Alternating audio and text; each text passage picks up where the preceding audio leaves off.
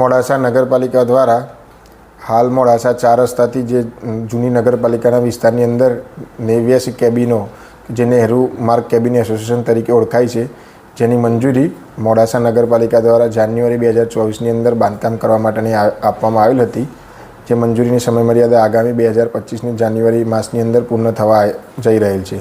જેના અનુસંધાને નગરપાલિકા દ્વારા જુદા જુદા 70 કેબિન ધારકોને નોટિસ આપી તેમને જે જગ્યા ફાળવી નવા કેબિન બનાવવા માટેની મંજૂરી આપવામાં આવેલી તે જગ્યાએ શિફ્ટ થવા માટે નોટિસ આપવામાં આવેલ છે.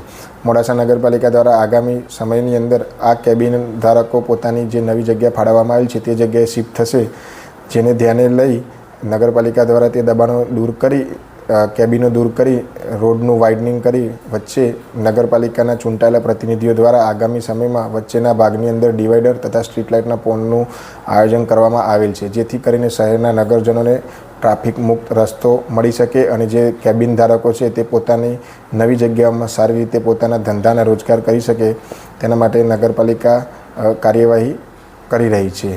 તો હું તમામ દુકાનદારો અને કેબિન ધારકોને નમ્ર અપીલ કરું છું કે જો પોતાના કેબિનો જે જગ્યાએ ફળવાયેલા છે તે બની ગયેલ હોય તો વહેલી તકે પોતાનો સામાન શિફ્ટ કરે, તો જેથી કરીને નગરપાલિકા પણ સમયસર તેમના કેબિનો હટાવી શહેરના નગરજનોને ટ્રાફિક મુક્ત રસ્તો આપી શકે.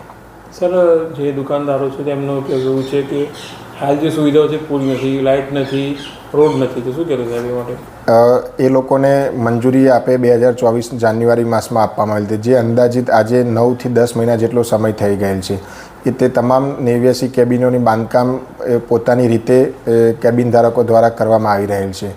તેમના આંતરિક નાના મોટા વિખવાદોના કારણે અમે જે છેલ્લા 2 માસથી કામ જોઈ રહ્યા છે તે ઘણું ધીમે થઈ રહ્યું છે.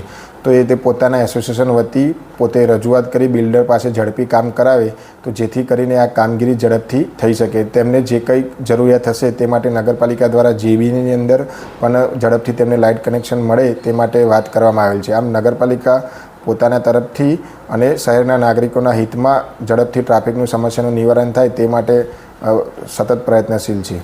સર, નગરપાલિકા દ્વારા જે સમય મળ્યા જે ગલ્લા જે ખાલી કરવાની વાત કરી છે, જે સમયમાં ખાલી નહીં કરે તો શું કાર્યવાહી કરવામાં? તેમને નગરપાલિકા હાર્શ એક્શન લેશે, જરૂર પડશે તો 100%, પરંતુ જો સમજાવટથી તે પોતાની જગ્યાએ શિફ્ટ થઈ જશે તો સારું, નહીં તો નગરપાલિકા નિયમો અનુસાર જે પણ કંઈ કાર્યવાહી કરવાની થશે તે કરવા માટે કટિબદ્ધ છે.